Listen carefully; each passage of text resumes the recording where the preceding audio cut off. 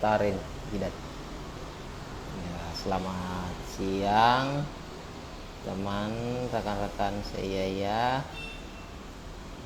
Kita akan live.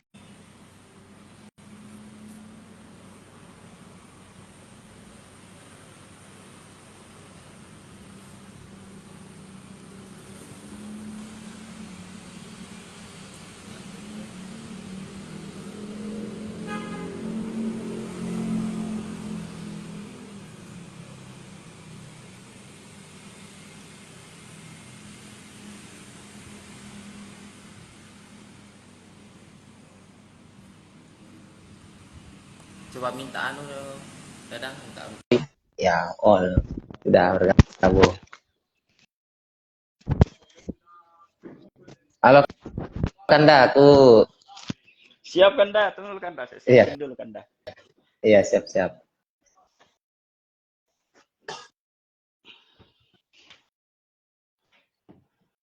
Iya, Oke, oke. Saya buka dulu, Di. siap, siap. Ya, oke. Baik. Assalamualaikum warahmatullahi wabarakatuh. Selamat siang, Waalaikumsalam warahmatullahi uh, wabarakatuh. rekan saya dan juga Dadang. Jadi, siang hari ini di tanggal 25 Agustus kita break episode ke-72. Jadi, yang teman ngobrol kita atau narasumber kita pada siang hari ini adalah Muhammad Dadang Wardana. Siap. Sorry, Dang. Sorry, saya jujur kaget pas Dadang kirim namanya, ternyata ada Muhammadnya depan, Di. Oh, baru tahu kah? Baru tahu. Baru, udah ada, ternyata Muhammad Dadang. Luar biasa namanya. Nah, Anu, siang hari kebetulan ini, hari Senin lahir. hari Senin, hari lahirnya Nabi Iya, Muhammad, Di. Muhammadnya, iya. Ya, ada alasannya, mantap, mantap. Saya baca itu pamflet, saya tidak salah tulis di ini. Oh, namanya. Oh, Jadi rekan saya ini Dadang ini teman saya di satu angkatan juga di psikologi UNM. iya. Tema kita di siang hari ini adalah kepercayaan politik pemuda aktivis dan non aktivis pada pemerintah DPRD partai politik ditinjau dari motif sosial. Iya. Jadi tema yang jujur lang saya baca ini sama dari kemarin pada saat Dadang mengerjakan skripsi saya juga kok Dadang ini kayak sebelum masuk ke pembahasan, tapi di kepala saya kemarin kok Dadang meneliti mengenai politik.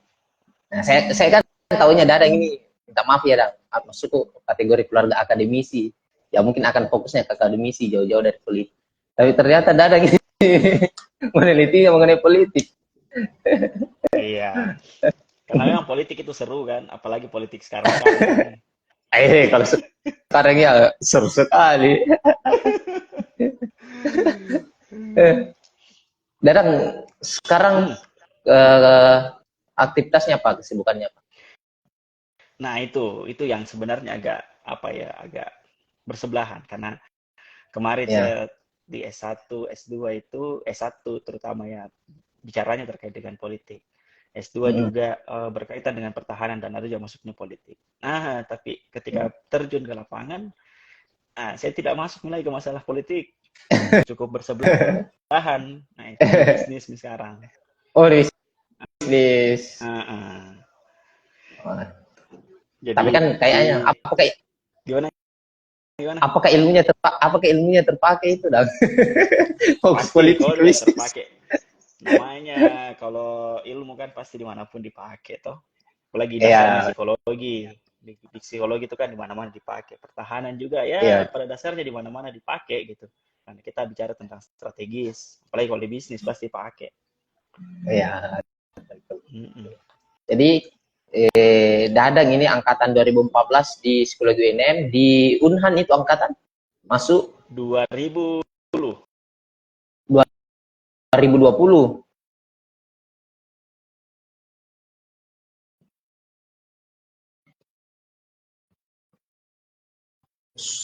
Termute kayaknya adalah. Kenapa tadi suara? Ya, ada nih, ada nih. Halo. Ya, jadi saya ingat itu Ya. saya lulus itu di 2000, saya masuk di 2020. Nah, saya dapat Hmm. itu, saya dapat wisuda terakhir sebelum COVID. Oh, Nah, ya ya ya ya ya. lulusnya Ya. juga dari 2020 juga. 2022. Luar biasa. Lanjut ke saya excited ini karena sebenarnya dan saya dari dulu mau ajak Dana jadi narasumber saya, cuma momentumnya itu momentum. Nah, Oh, kayaknya betul, memang betul. betul momentumnya kayaknya memang akan ada waktu yang tepat.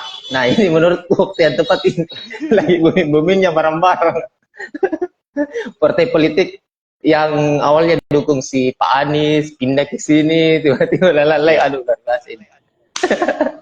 Pokoknya sekarang sudah kiri kanan ini Iya, bareng-bareng. betul, kayak tidak terprediksi. Tidak ada yang bisa diprediksi. Nah, Dang, pertanyaan pertama saya, Hmm. kenapa di waktu itu Dadang memilih tema ini?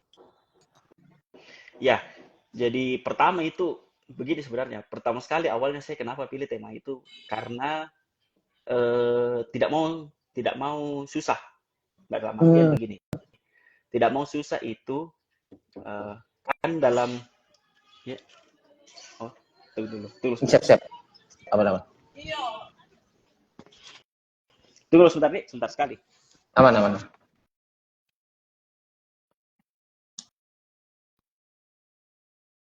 Ya, sudah ketebak ini. Bukan sudah ketebak. Ya, Oke, ya ya. jadi saya tidak mau susah awalnya. Maksudnya adalah kenapa tidak mau Nah, susah?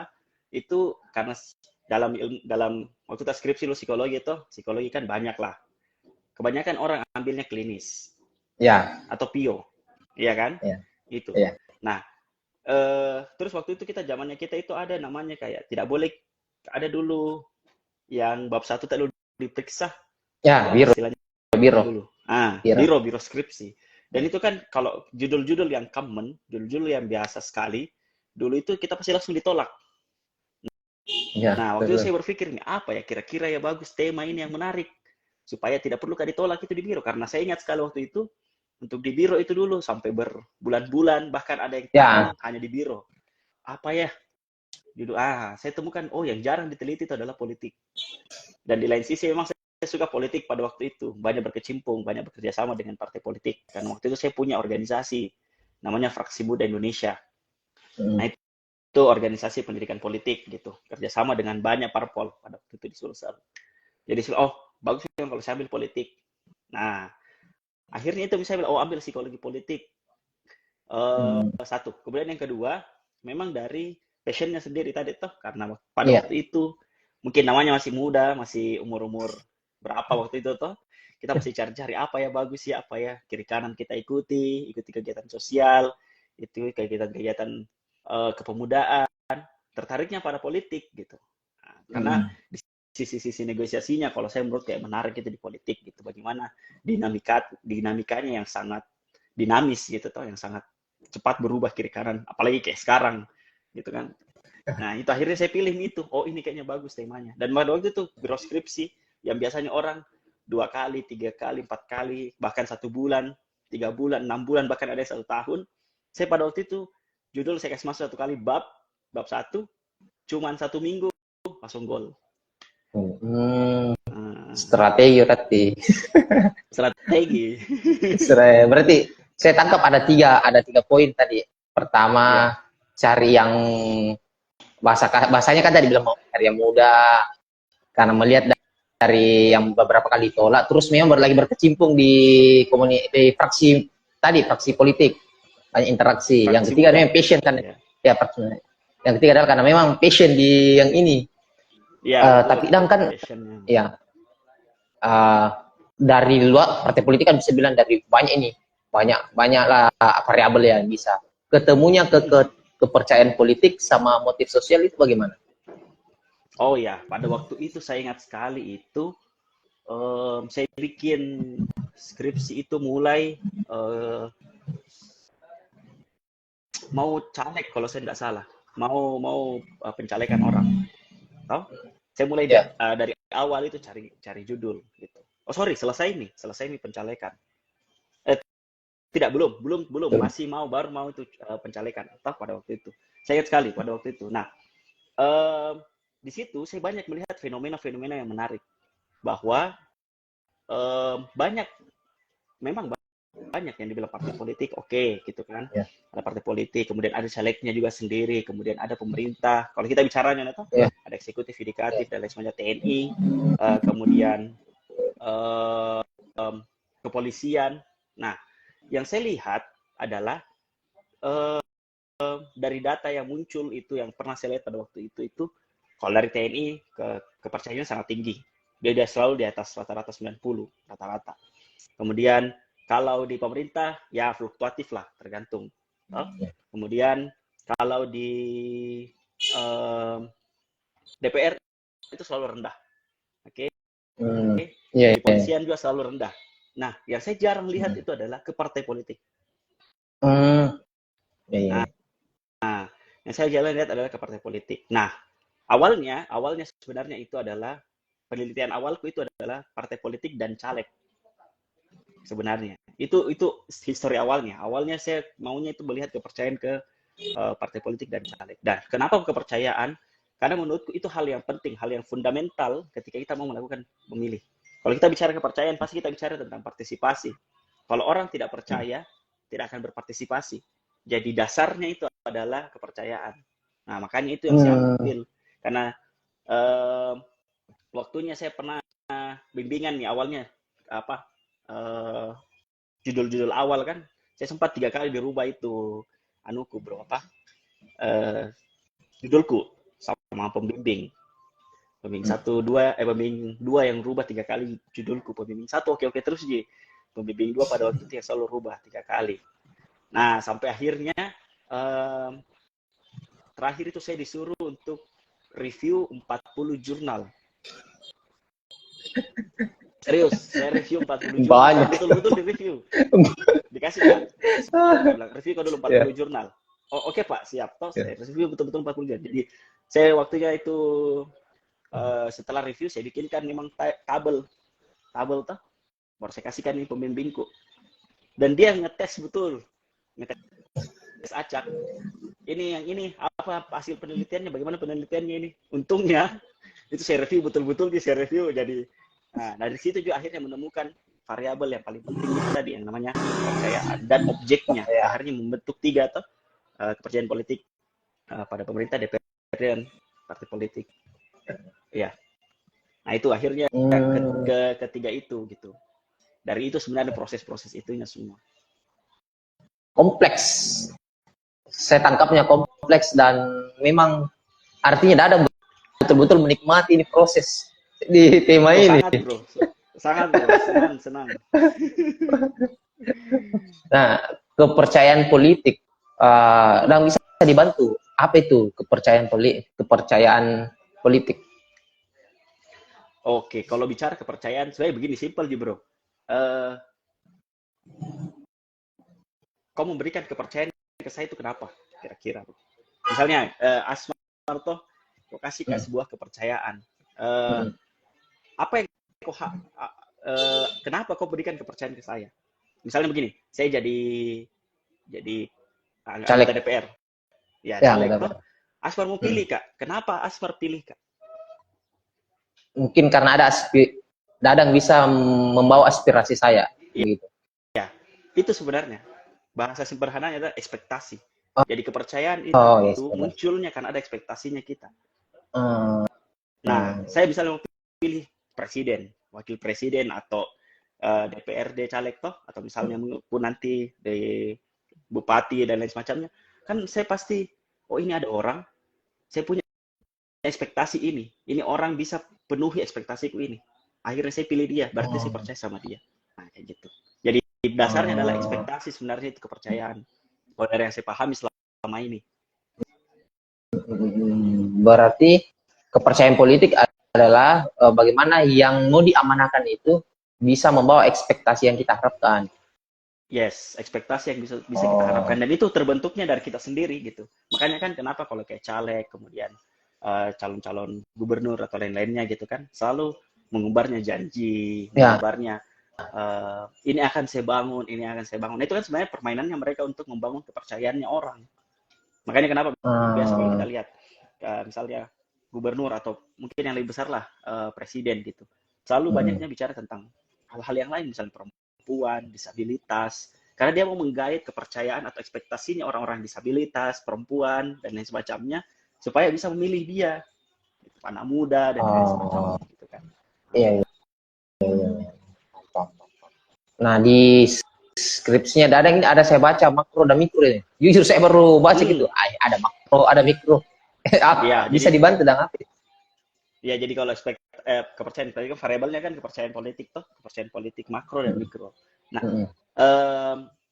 itu sebenarnya simpelnya terbagi dua. Jadi makro itu adalah kepercayaan politik yang kita dasarkan kepada institusi. Oh, iya, Nah, institusi misalnya ke pemerintah atau ke DPRD, baik itu provinsi atau kabupaten, kemudian saya ke TNI, ke Polri, partai politik, itu kan institusi. Nah, kalau yang mikro itu adalah ke personnya yang ada di situ. Oh, misal pemerintah berarti misalnya presiden kah saat ini misalnya Jokowi itu atau Wapres seperti misalnya Ma'ruf Amin. Kesitunya orangnya, personnya. Atau misalnya di DPRD, misalnya ketua DPR kah siapa sekarang, anggota DPR yang mana, atau misalnya gubernur sekarang, atau PLT. Nah itu mikro itu artinya ke person orangnya langsung, bukan ke institusi secara umum. Karena berbeda lagi itu nanti keluarannya. Kalau yang saya teliti kan makronya. Jadi iya, makro paham. itu dilihat secara seluruh institusinya gitu. Tapi kalau mikro itu berbeda lagi nanti pasti aspek-aspek yang muncul gitu. Dia banyak nih aspeknya yang lain karena berbicara tentang individu masing-masing itu person to person ki. Nah ini kalau kita kan jadinya person to organisasi gitu kan. Ya. Orang ke kelompok gitu. Nah jadi yang saya ambil pada waktu itu kemarin adalah kelompok karena saya bilang kalau saya ambil person satu jangan sampai penelitianku ini lama toh Ya, sehingga betul. itu orang tidak terpilih nih atau bagaimana kabur kita orang atau bagaimana tidak terkenal nih tiba-tiba kena kasus bahaya kak gitu pasti akan mengulang kak. Nah makanya saya ambilnya institusi yang jelas-jelas pasti ada selalu. Iya. Saya punya pemahaman baru nih, artinya kepercayaan politik makro institusinya, mikronya ke personnya. Berarti anggaplah contoh kasus yang kayak demo kemarin berarti sudah ke makro berarti jadi ketidakpuasan pada DPR secara keseluruhan. Menurutku itu tergantung dari personnya masing-masing menilai. Karena person ya. Iya. Ya lanjut. Person yang menurutku yang harus menilai gitu karena begini. Karena kalau misalnya toh kan begini, kalau kayak kasus kemarin yang baru-baru ini toh ada namanya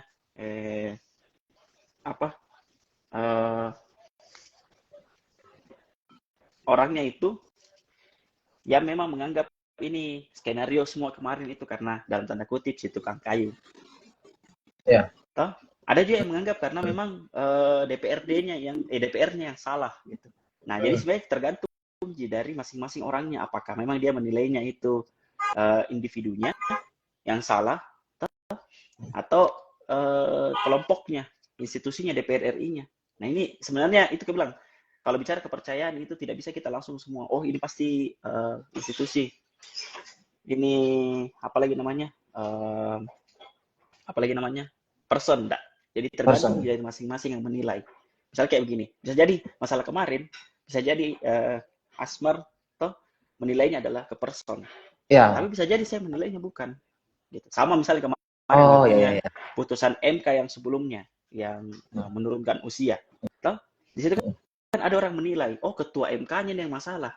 Tapi ada juga yang menilai bahwa MK-nya secara keseluruhan. Meskipun memang ketuanya juga yang ini, tapi kita lihatnya secara keseluruhan. Nah, itu tergantung dari penilaian orang masing-masing. Paham. Berarti memang lah dikembalikan ke si penilai itu. Yes. Ya, sebetulnya. Ya. Nah, terus kepercayaan ke makro, mikro, kalau faktor-faktor membangun kepercayaan itu apa? Kalau mikro saya tidak dalami kemarin ya. Ya. Kalau mikro. Kemudian kalau makro itu kan faktor-faktornya itu 3. Satu benevolence, kemudian competence, dan satu kenapa saya lupa? Saya lupa satunya. Benevolence, competence, integritas. Oh, integritas. Ya, itu 3 faktor yang dinilai. Jadi pertama integritas kalau saya tidak salah. Pertama itu kompetens. Biasanya dilihat dari bagaimana kompetensinya ini. Kompetensi dalam artian kelompok, misalnya DPR itu toh. Kita lihat bagaimana ini, apakah memang ini DPR itu punya kemampuan untuk melakukan apa yang kita ekspektasikan. Nah, itu saya bilang, masing-masing penilaiannya ini kan kita bicara psikologi kan pasti berbicara tentang penilaian masing-masing orang, satu kompetensi. Kemudian yang kedua integritas. Nah, di sini yang sebenarnya biasa banyak bagaimana kita melihat integritasnya kelompok itu. Nah, kemudian yang terakhir adalah benevolence. Benevolence itu kayak apa nih? Rasa kasih atau kedekatan gitu. Nah, jadi bagaimana kita menilai bahwa ini organisasi, ini kelompok ini memang punya kedekatan atau rasa kasih dengan kita. Rasa peduli dengan kita. Kayak gitu. Jangan sampai kita memang cuma percaya saja memberi ekspektasi, tapi dia tidak peduli dengan kita. Nah, makanya misalnya kayak contoh tadi, eksekutif, presiden, wakil presiden. Dia menjanjikan, dia selalu mention tentang disabilitas misalnya, atau perempuan. Itu kan membuat perceived benevolence-nya itu orang muncul. Terutama misalnya bagian perempuan, disabilitas. Dia merasa bahwa, dia memberikan kepercayaan ke saya. Dia memberikan rasa dekat dengan saya, karena dia anggap satu. Kemudian yang kedua, kompetens. Nah, dia di situ dilihat bagaimana caranya dia berbicara, bagaimana caranya dia menyampaikan tentang apa istilahnya, perempuan atau disabilitas itu, gitu. Kemudian integrity itu apa lagi namanya? Integrity itu bagaimana kira-kira dia akan betul-betul enggak nanti mengimplementasikan. Dan biasanya dilihat dari kayak program kerjanya, apa yang akan dia lakukan dan semacamnya, kayak gitu. Oh, saya bisa pikirin, Dang. Untung Dadang pakai makro, coba pakai mikro ini, waduh. dari penjelasannya Dadang, saya bisa tangkap. Wah, maksudku dengan makro agak lebih bisa lah dikerjakan. Kalau mikro, waduh, kejam ini. Mati kalau ke individu masing-masing. Jadi faktor ada 3. Nah, kalau aspeknya lah bisa dibantu. Ya, aspeknya itu kan aspeknya itu kepercayaan itu, kenapa saya lupa? Saya bantu saya scroll di sini. Boleh. Iya.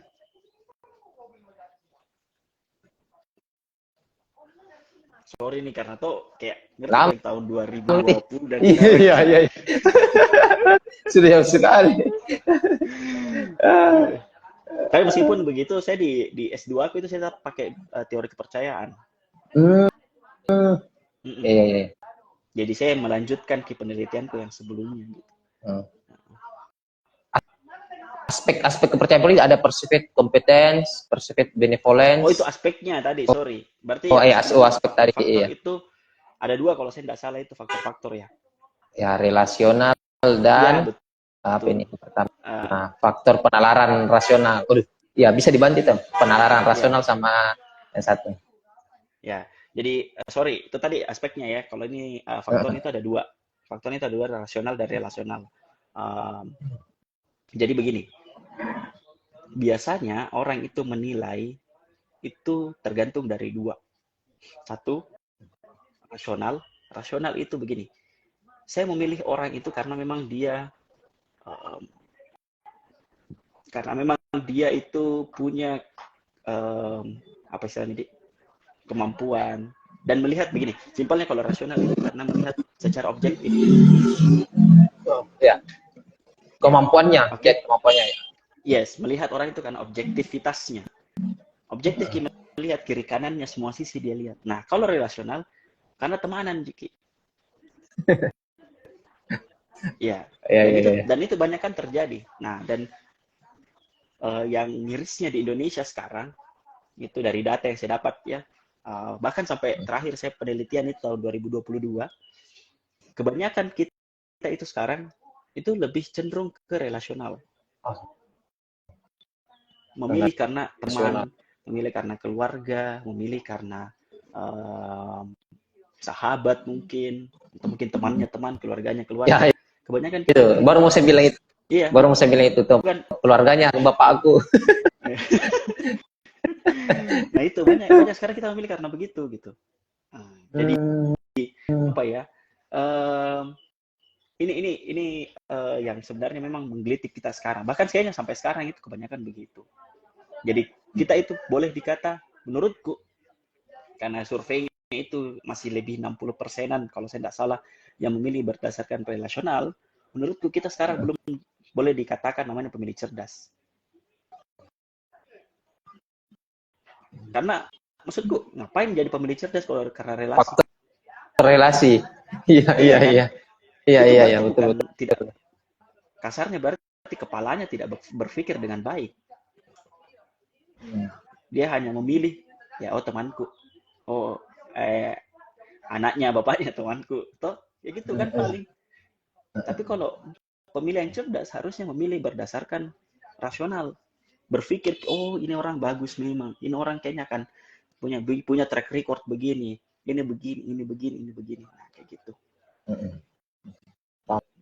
Tapi yang untuk faktor itu sebenarnya tidak saya masukkan ke dalam artian tidak menjadi aspek secara khususnya.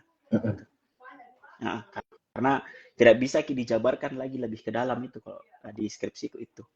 Jadi saya cuma menyampaikan di dalam skripsi itu bahwa ada namanya rasional.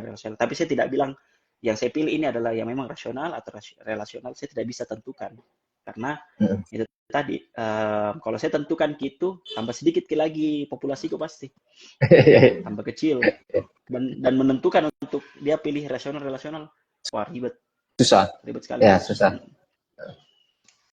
Bisa saja dia bilangnya objektif nih padahal relasi. Iya betul, ataupun sebalik sekali. Iya. Nah kan lanjut dan kita sudah bahas kepercayaan politik, faktor, aspek. Dilanjutannya Dadang ini pakai subjek kan pemuda aktivis dan non aktivis. Yes. Apa itu Dang? Aktivis dan non aktivis ini? Oke, kalau dari skripsiku kemarin itu pemuda kan ya 16 sampai 30 tahun, toh secara dari sambil dari undang-undang kepemudaan. Kemudian aktivis dan aktivis sebenarnya kemarin ini agak ribet memang penentuannya. Nah, tapi pada akhirnya saya menentukan itu adalah aktivis itu adalah orang-orang yang bergabung di organisasi. Apapun, tidak terlihat tidak melihat mau organisasi bentuknya kepemudaan, kayak ada kaitannya dengan partai politik, semacamnya tidak ada. Organisasi dan aktif. Ada kata aktifnya. Aktifnya, itu yang pentingnya aktifnya. Dan non aktivis itu adalah yang tidak aktif. Mau itu bergabung, tapi kan ada biasa anak-anak muda sekarang mahasiswa bergabung tapi tidak aktif. Nah, itu saya gabungkan. Itu pemisahannya itu sebenarnya. Jadi biasa mungkin orang berpikir aktivis itu mungkin ya kasarnya kayak sering berdemo bla bla bla. Toh biasa mungkin orang berpikirnya, tapi tidak. Kemarin itu yang saya akhirnya bikin adalah aktif berorganisasi dan tidak. Kenapa saya bilang seperti itu? Karena sederhananya saya berpikir begini. Kemampuan berpikir orang yang aktif dalam berorganisasi dan tidak itu sudah jelas berbeda. Penalarannya pasti sudah jelas berbeda. Itu saja yang saya butuhkan. Bukannya saya butuhkan orang yang aktivis sekali bagaimana. Enggak. Itu yang saya butuhkan. Gaya berpikirnya yang berbeda. Ya. Saya mau pastikan berarti aktivis dan non aktivis Jadi walaupun sama-sama berorganisasi, tapi kategorinya adalah ada yang aktif, ada yang tidak aktif. Yes. Ya Jadi kalau kan? Ya, aktivis, ya aktif. Kalau non aktivis, tidak aktif atau memang aktif. tidak berorganisasi. Kan ada juga itu banyak. Oh, Mahasiswa tidak ya, berorganisasi. Anak muda itu tidak berorganisasi. Banyak sekali. ya, betul. Nah, Ya. Karena saya tadi awalnya saya pikir dia aktivis itu berorganisasi, non aktif tidak berorganisasi, tapi ternyata non aktivis berorganisasi tapi tidak aktif juga masuk. yes. Aktif ada di situ. Nah, Aktifnya harus aktif. Karena ya, kalau ya harus aktif. itu saya lihat fenomenanya kemarin kalau misalnya bicara tentang anak muda, organisasi, banyaklah pasti. Tapi aktifnya itu ya sedikit sekali. Ya, Misal walau-walau. bahkan dalam sebuah organisasi misalnya toh anggotanya misal ada 60 orang. Survei saya paling banyak itu yang aktif 30 orang, paling banyak sekali nih. 50%. Iya kan? Iya, iya betul. Itu 30 bahkan lebih banyak di kepala saya tadi. Oh ya, mungkin 15-20 gitu. Iya, itu saya paling banyak sekali itu Paling 30, banyak sekali banyak itu nggak 30. bisa itu lebih dari situ. Hmm. Nah, kemudian di penelitiannya Dadang ada pakai motif sosial variabel selanjutnya. Motif sosial bisa dibantu dengan apa? Iya, eh motif sosial. Motif sosialnya itu ada 3 kalau saya tidak salah. Boleh tolong kasih bantu Kak mentionkan sedikit, Asmar. Iya, itu. Keinginan untuk aduh apa? Nah ini sedikit saya cerita nah. Iya. Jadi Ya. motif sosialnya ini sebenarnya awalnya saya tidak mau tambahkan. Karena ini ribet sekali lagi, bertambah lagi. Tapi pembimbingku pada waktu itu bilang, tambahkan satu variabel psikologi. Terus Pak Aden kepercayaan, itu kan sudah masuk. Tambahkan lagi satu. Waduh, Ya. apa ini? Nah, akhirnya saya dapat itu motif sosial. Motif sosial. Apalagi boleh dibantu, Esmar. Ada 3 itu. Motif itu dulu definisinya ini motif aspek kepribadian yang disatukan dengan tujuan dan tidak akan diarahkan pada tujuan. Kalau dimensinya ada need for affiliation. Ya itu oke. Need for affiliation. Kemudian Need for power. Dan need for achievement. Ya. Nah, jadi kalau motif sosial itu kan sebenarnya kayak bagaimana itu kita kasarnya begini. Saya memilih itu sebenarnya untuk apa? Maunya apa yang saya butuhkan itu motif. Namanya motif kan. Kita bisa bicara tentang motif adalah untuk apa, mau kemana. Nah, keluarnya ada 3 macam itu tadi. Need for achievement, need for power, atau need for affiliation. Kalau kita bicara tentang need for achievement, biasanya kita lihat fenomenanya.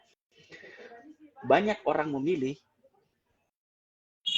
itu karena ingin menjadi grup yang menang. Toh? Oh, ya. Ada istilah lainnya, saya lupa istilah lainnya. Misalnya begini, kenapa kau pilih nomor 2 misal kemarin toh? Oh, karena nomor 2 pasti menang itu. Banyak orang yang seperti itu. Oh. Need for achievement. Karena dia menganggap bahwa kalau saya memilih yang menang, ketika bisa-bisa orang tanya, apa kau pilih? Nomor 2 lah.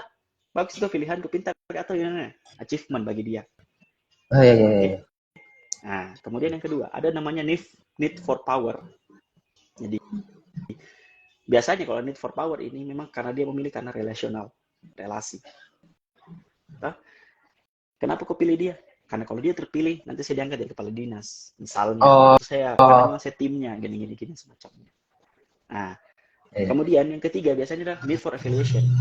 Nah, need for affiliation apa? Misalnya, kenapa kau pilih ini? Gitu. Kenapa kamu bekerja sama dengan misalnya DPRD? Ya karena supaya saya bisa punya afiliasi dengan DPRD, saya bisa kerja sama dengan dia. Nanti programku bisa saya ajukan ke dia, nanti dibantu untuk menganggarkan dan semacamnya. Nah, itu sebenarnya motifnya. Jadi, sebenarnya kalau kita bicara tentang manusia sekarang tuh pasti ada motifnya.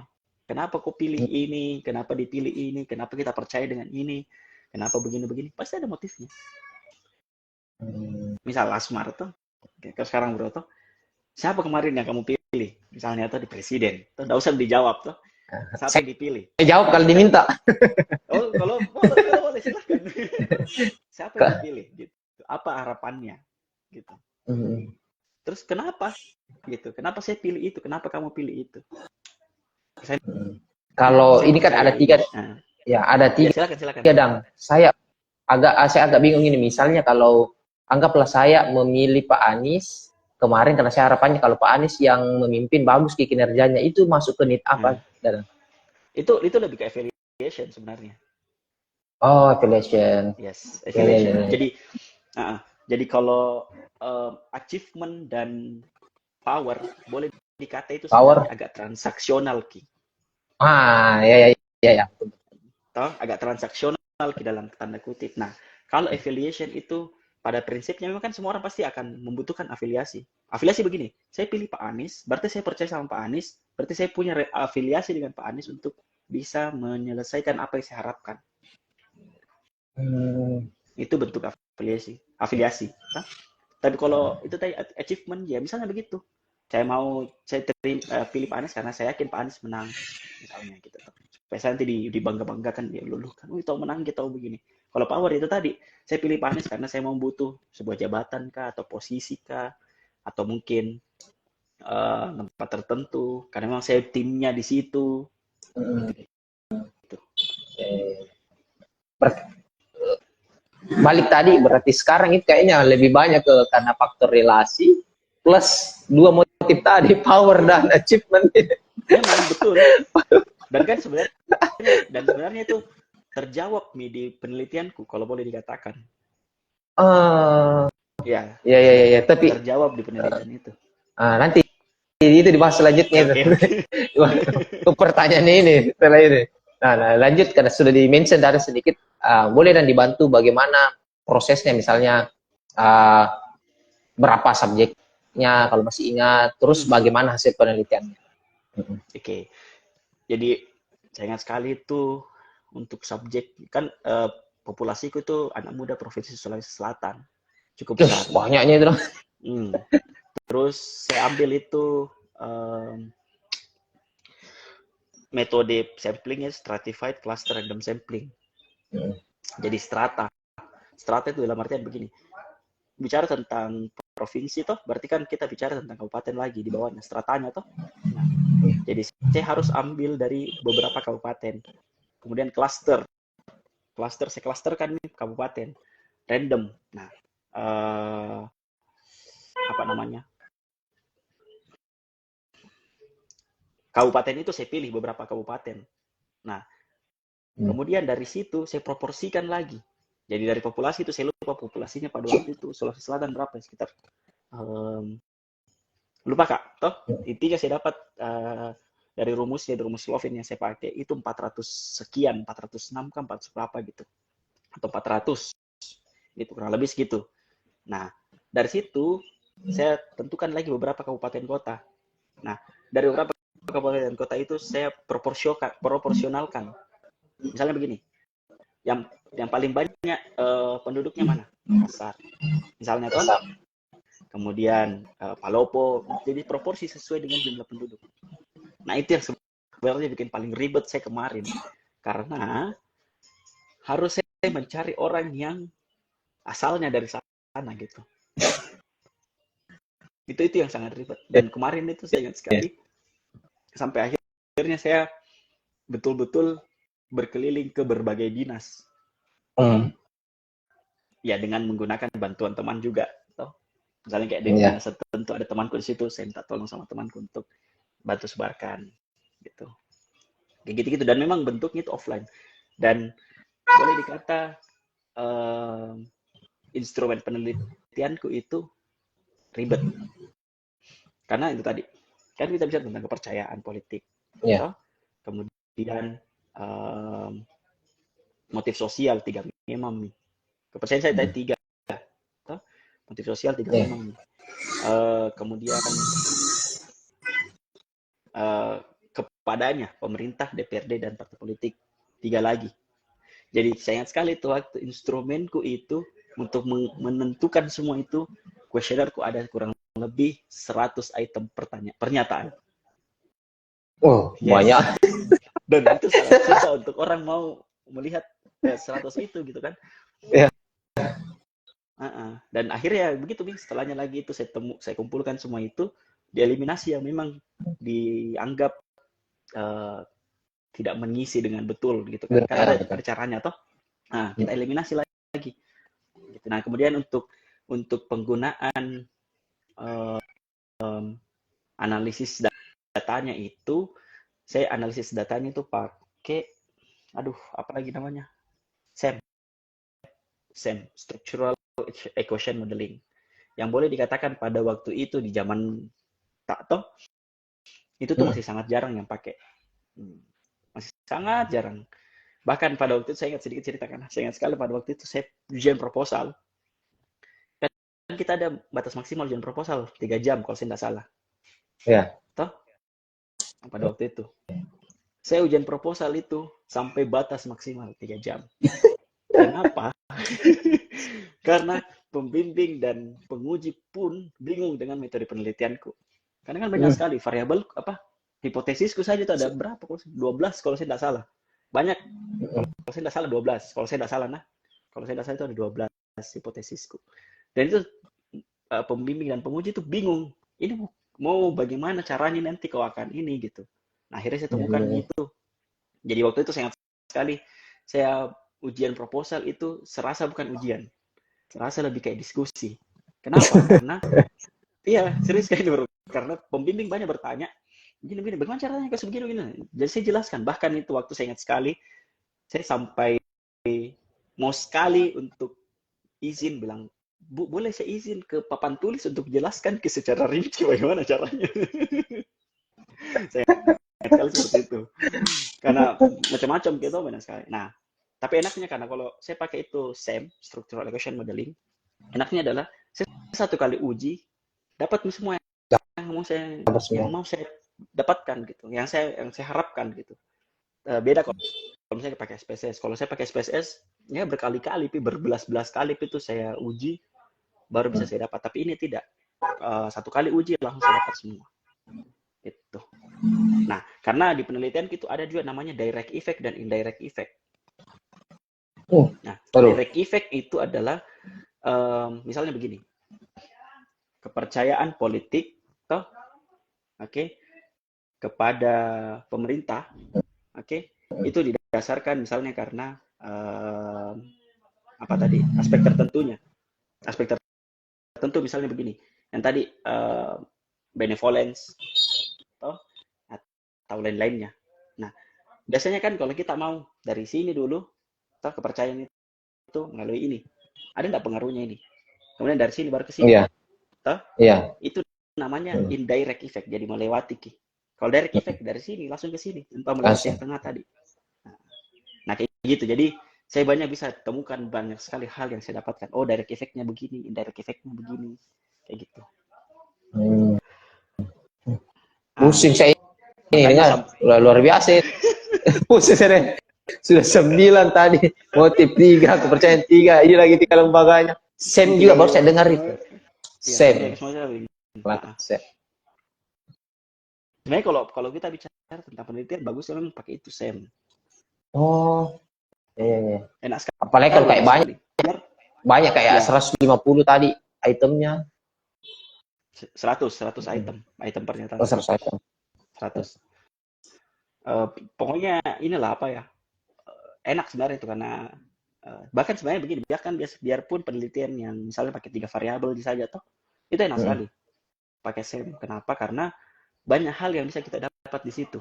Jadi kalau kita bicara betul-betul mau menemukan sebuah kebaruan penelitian, banyak sekali hal yang kita bisa dapatkan di situ.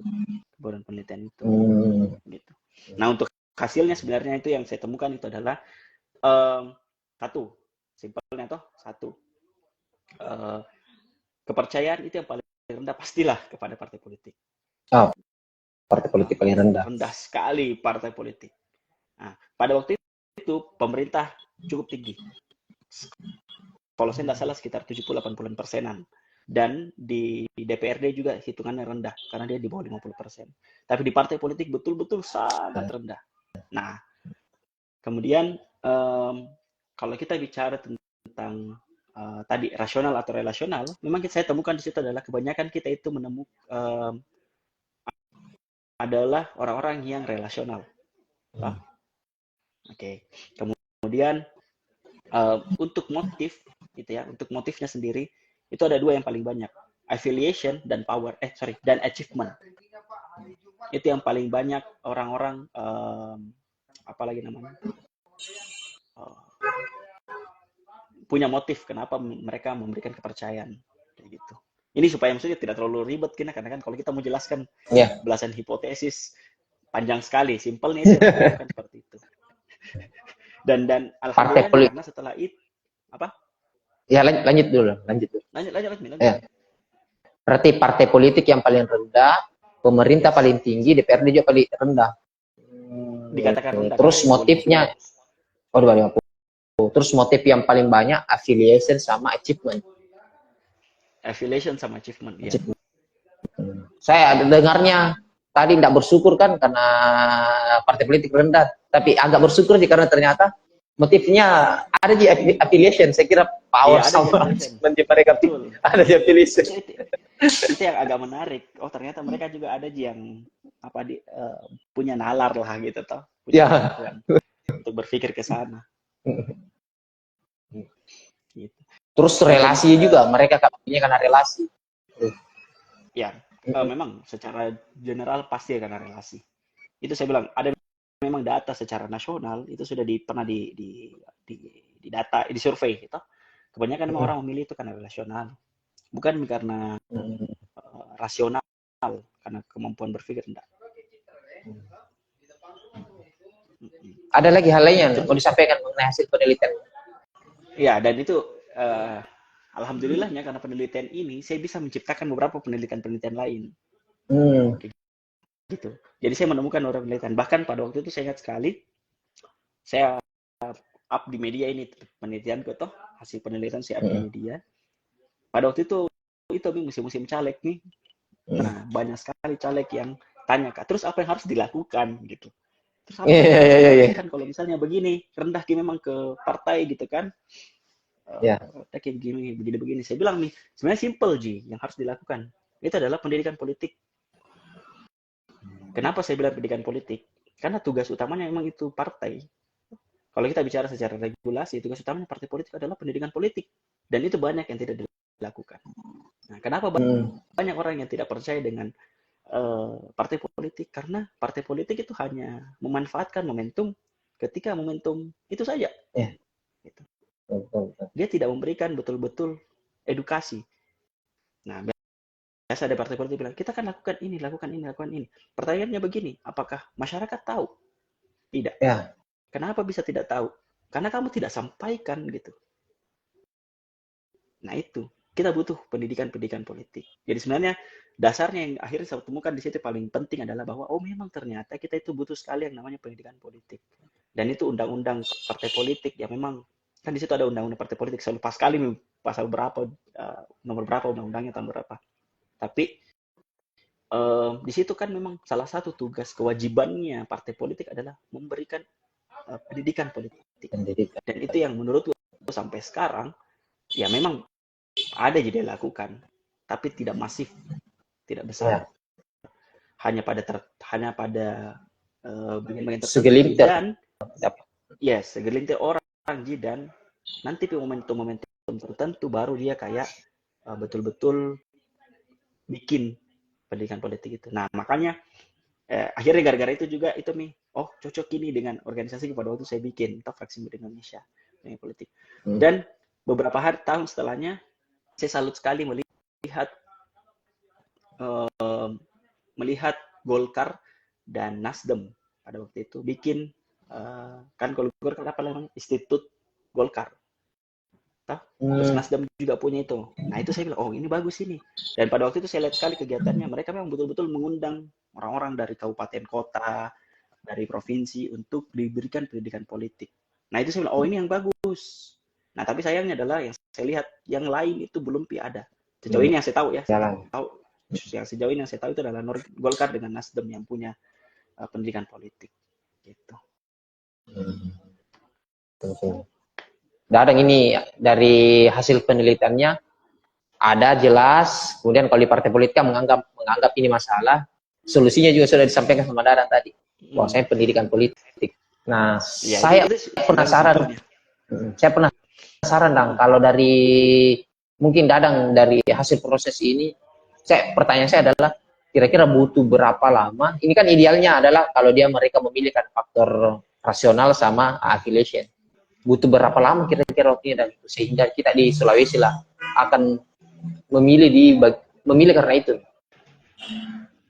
Rasionalnya gitu ya.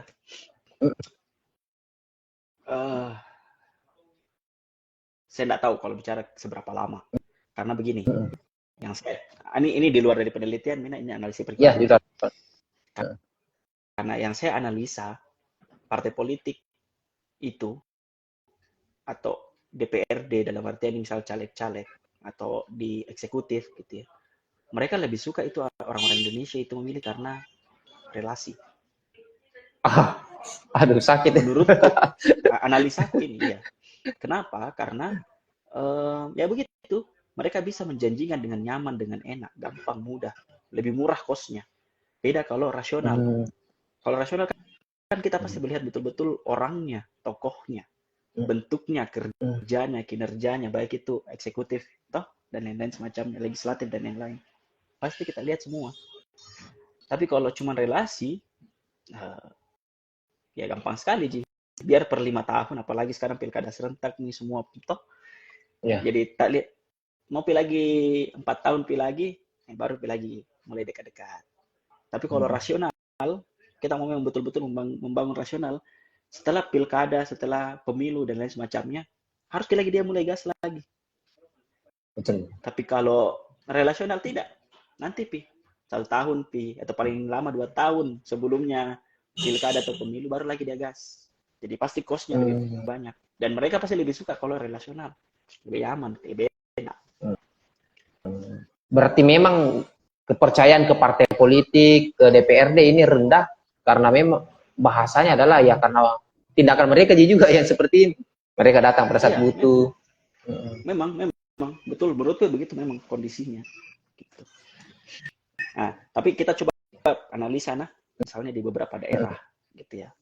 Coba kita analisa misalnya di beberapa daerah itu kayak misalnya Sulawesi Selatan gitu. Atau di Sulbar. Sulawesi Selatan dulu itu kalau kita bicara tempo-tempo dulu tuh. Dulu kita itu memilih karena ini keturunan raja, ini keturunan ini. Begitupun di Sulbar dulu. Kita memilih karena ini keturunan ini. Tapi mulai sekarang itu kita memilih bukan karena itu gitu. Lebih banyak bukan karena itu. Nah, tapi bukan berarti itu adalah membuat kita berpikir semakin rasional gitu. Bukan berarti itu karena begitu karena kita berpikir semakin rasional gitu, tapi itu karena lebih banyak nih terpecah. Tapi sebenarnya semua dasarnya adalah tetap berpikir memilih karena relasional gitu. Ngerti maksudku? Ya, ngerti. Terpecah nih sekarang. Misalnya begini. Di Sulbar misalnya. Ada keluarganya ini, keluarganya si A, keluarganya si B, keluarganya si C. Dulu kan mereka semua itu masih satu keluarga. Yeah. Nah, sekarang tidak nih.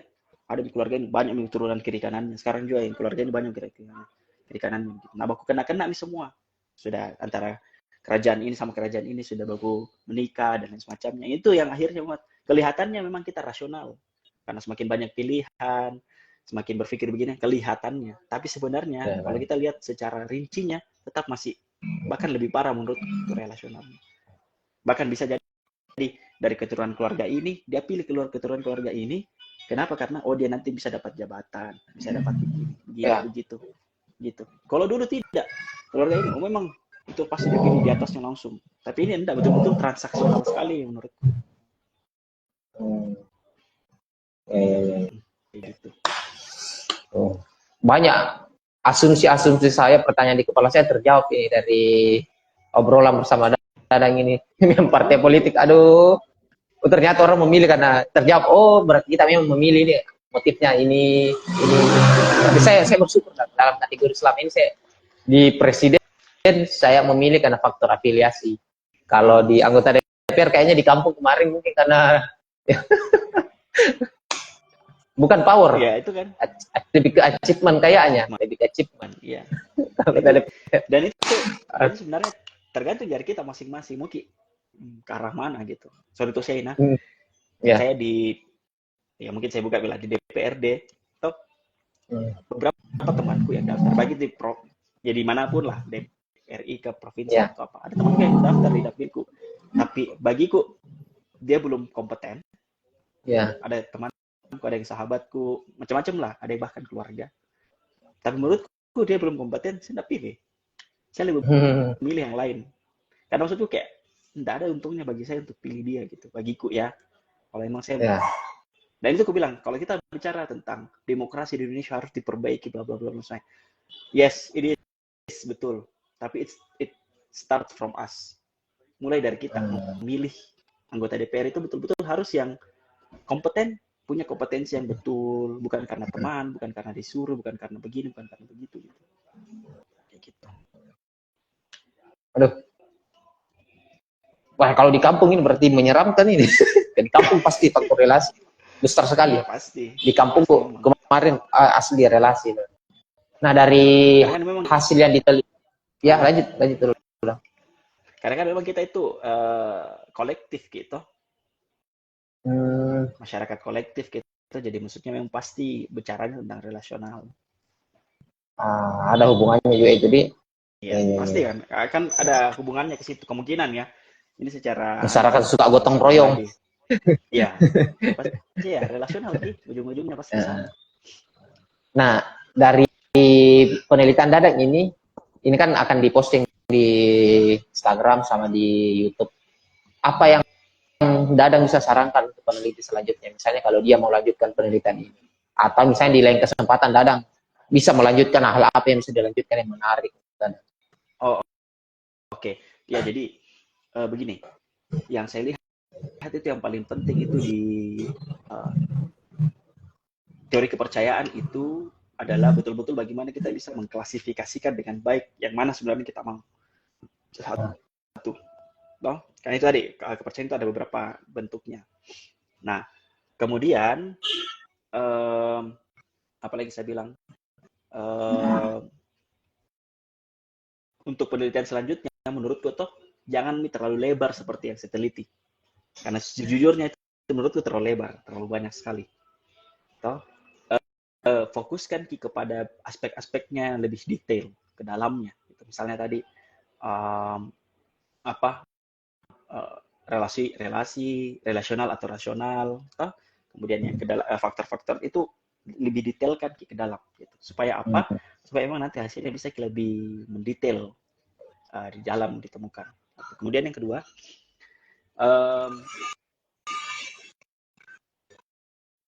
saya boleh bilang, kalau misalnya pun memang ini skripsiku bisa dijadikan referensi, boleh, tetapi jangan banyak diambil di dalam. Kenapa?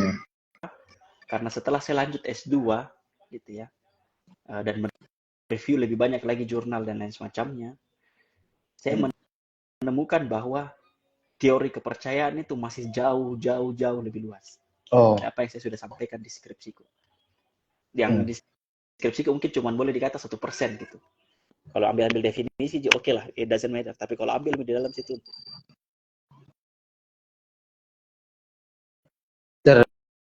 termute kita. Ya. Oke. Tadi termute. Ya. Kalau diambil deskripsiku yang kayak kalau definisi gitu toh, oke lah. Tapi kalau misalnya ambil lebih dalam, jangan, karena itu menurutku kecil sih apa-apanya dibanding teori-teori yang kalau teman-teman baca teori betul-betul teori kepercayaan secara mendalam, itu menurutku luas sekali. Karena saya ingat sekali setelah aku lanjut S1, lanjut ke S2, terus saya teliti aja tentang kepercayaan gitu toh, sama kepercayaan dan partisipasi pada komponen cadangan. Saya baca lagi teori kepercayaan lebih dalam, lebih banyak saya baca jurnal. Saya bilang, ternyata ilmuku kemarin untuk S1 itu hanya mungkin 1% lah dari yang ada memang teorinya. Gitu. Karena banyak sekali hal yang harus dinilai. Bahkan tidak sesimpel bilang, ada dibilang percaya dan tidak percaya. Tidak, ada lebih banyak lagi aspek-aspek lainnya. Kayak gitu. Ah, itu sih paling kalau misalnya dari saya untuk rekomendasi ke depan. Dan itu jangan terlalu ribet. Saya kemarin ribet sekali, ribet sekali aslinya. Kalau mentalnya ndak sekuat Dadang, kayaknya ndak usah seribet ini. Tapi kalau yang dengar ini atau mentalnya sekuat Dadang, ndak apa-apa lah. Tapi jangan, ya, menurutku jangan, tetap jangan. Harus lebih detail, lebih spesifik. Karena setelah saya pelajari bahwa memang penelitian yang bagus itu ya memang lebih spesifik, gitu, bukan meluas. Dan satu hal penting kalau bicara skripsi itu, ya skripsi atau penelitian, ya skripsi atau penelitian yang terbaik itu adalah skripsi atau penelitian yang dikerjakan.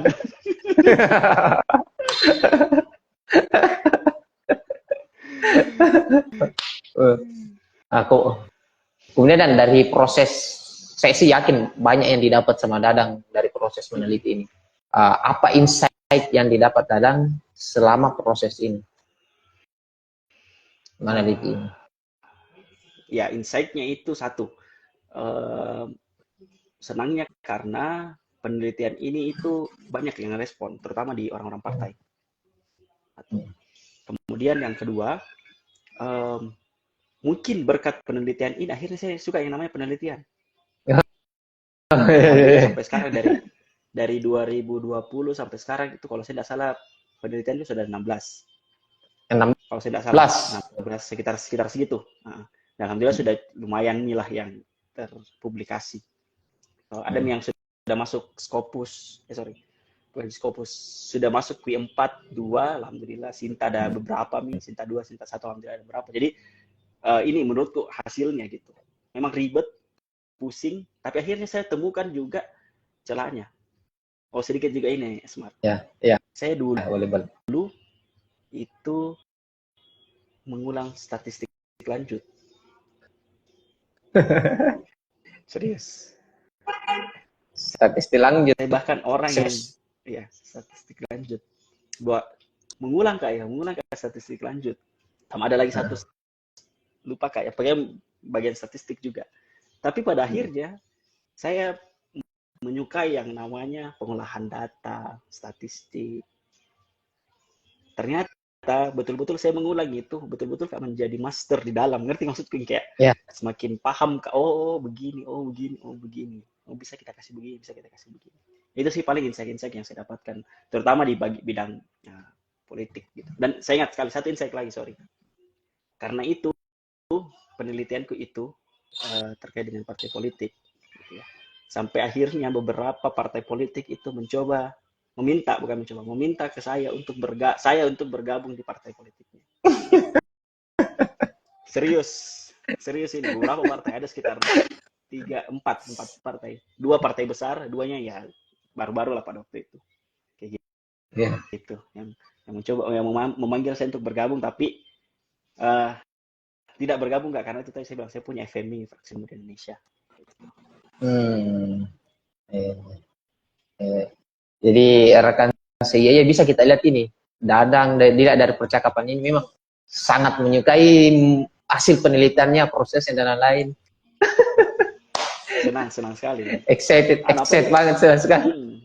Membuka gerbang bagiku. Tapi akhirnya saya pikir 16 penelitian, sudah 16, tapi pada akhirnya saya terjun di dunia pendidikan.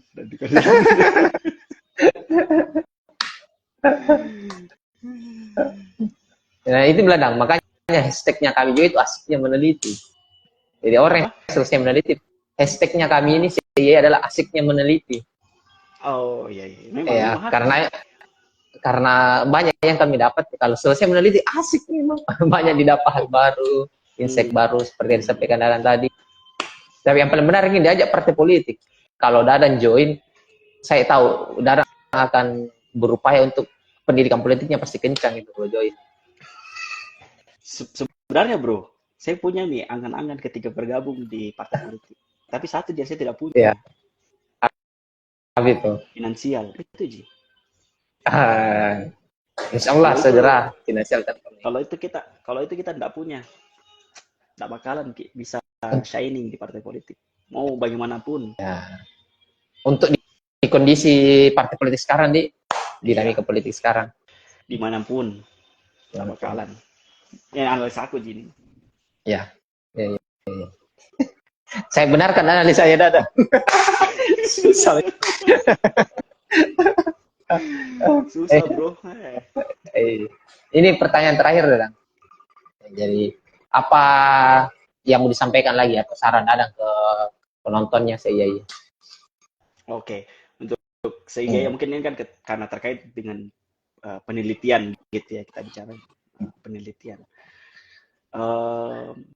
Mungkin ini lebih banyak terkhusus untuk anak-anak S1 atau tidak jika sebenarnya seiyaiya ini tujuannya atau secara umum. Kalau jangka panjangnya sebenarnya ada banyak panjang Bang. Cuma langkah awalnya adalah bagaimana sebenarnya hasil skripsi itu tidak tinggal saja di rak perpus, dibawa keluar. Nah itu yang sementara kami jalankan. Yang penting orang tahu dulu, ada ini, ada ini. Gitu. Oke. Satu yang saya harapkan, satu, cintai penelitian, pasti cintai. Kedua, setelah lakukan penelitian, sebisa mungkin memang publikasikan gitu penelitian. Publikasikan, betul. Publikasikan. Kenapa saya bilang penting itu untuk dipublikasikan? Entah pada saatnya nanti, percayalah pasti akan dibutuhkan. Whatever itu bentuknya. Apalagi kita anak psikologi misalnya. Misal, masuk kerja. Kan saya kan alhamdulillah sudah melewati yang namanya lanjut S2, sudah melewati yang namanya menjadi karyawan. Sudah alhamdulillah melewati semua itu. Dan saya tahu bagaimana. Menurutku, masuk kerja pun itu memberikan dampak. Apalagi kita sebagai anak psikologi. Membuat laporan, membuat resume dan lain semacamnya, itu dasarnya sebenarnya kalau kita memang menyukai penelitian. Kalau memang kita bisa betul-betul melakukan penelitian. Jadi jangan pakai AI dan lain semacamnya. Itu membuat kita itu mental block sebenarnya. Besok-besok disuruh di kerja, bikin begini. Bagaimana caranya? Tidak bisa nih. AI juga tidak bisa. Apa? Kemampuan tidak ada gitu tuh. Skill tidak ada gara-gara AI. Memang memudahkan pada saat penelitian. Nah, itu dua. Kemudian yang ketiga, kalau memang sukanya penelitian, saya sarankan, usahakan setelah lakukan penelitian tentang kepercayaan, lanjutkan lagi tentang itu. Jangan bosan untuk melanjutkan penelitian dengan aspek dengan teori yang sama. Karena saya bilang tadi, semakin kita menyelam, lautan itu akan semakin luas. Gitu. Artinya, saat ini mungkin saat skripsi kita mungkin melihat bahwa teori itu, begitu Jipadeng. Tapi besok-besok pasti akan lebih luas kelihatan. Makanya saya bilang tadi, bagiku ilmu yang saya dapat kemarin waktu S1 itu cuma 1% dari yang ilmu tersedia terkait dengan kepercayaan. Tapi setelahnya saya lanjut S2, saya menyelam lagi. Oke, segini Pak, ternyata luas sekali. Ternyata saya ini butiran debu dari teori kepercayaan. Padahal pada waktu S1 kayak, apa mau tanya tentang kepercayaan? Silahkan tanyakan, saya mengerti semua halnya. Tapi tidak gitu. Iya. Nah, ketiga. Kemudian yang keempat, usahakan kalau publish ke yang memang punya gengsi tinggi. Publish memang ke tempat-tempat yang ya bergengsi lah. Kayak gitu sih. Saya sedikit cerita lagi, Smart. Sebelumnya saya publish,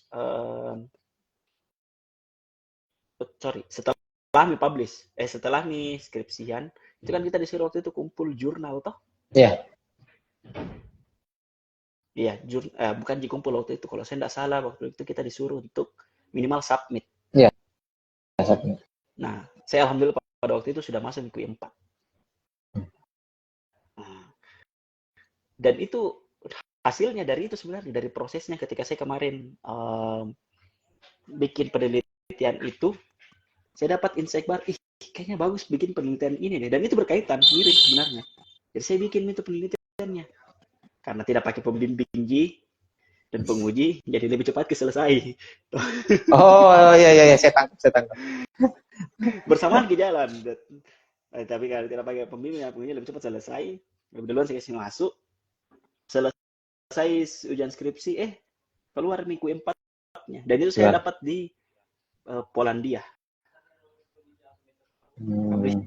Si Polandia IP4 Poland ya. Gitu. Luar biasa sarannya Dadang ini. Saya langsung kena ini. Ya betul juga itu. Saya dulu Asmarna sambil jenis sebenarnya nakal sih sebenarnya. Saya dulu karena saking suka aku dengan penelitian. Saking sambil Kak kerja ngantor, kalau bosan Kak atau kalau tidak ada yang dikerja, yang bukan dengan penelitian. Waduh. Data-data karyawan ini ya. Tidak Ji. Malah saya tidak pernah itu meneliti tentang karyawanku. Atau di malah hal lain. Pernah Kak, hal lain. Oh iya. Karena di kepala ini menurutku kalau saya teliti tentang karyawan atau di organisasi itu, di perusahaan itu, pasti ribet karena harus diizin kiri kanan. Harus izin ke atasan, tak harus begitu. Apalagi mungkin menyebutkan namanya perusahaan. Aduh, enggak Ji, terima kasih.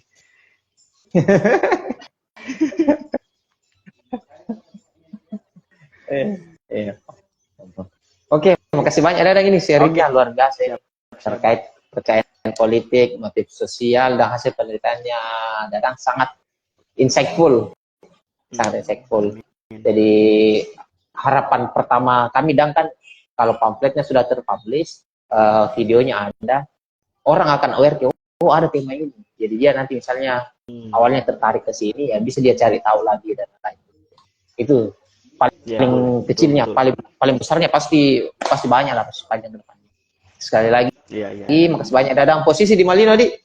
Thank you. Posisi di Malino, bro. Setiap minggu kayaknya di Malino. Wah, Masya Allah, luar biasa. Ya, yang mau saya silakan ya. Siap. Nanti kalau saya ada lah misalnya, pasti langsung ke villanya Dadang bicarakan. Tak perlu yang lain lagi. Ya, siap sekali. Oke, dah makasih banyak kesempatannya rekan saya ya obrolan siap. Makasih banyak. Obrolan kita dengan Dadang kita cukupkan. Terima kasih lagi sekali lagi Dadang. Sampai jumpa di episode selanjutnya di break saya. Dadah. Assalamualaikum warahmatullahi wabarakatuh. Salam.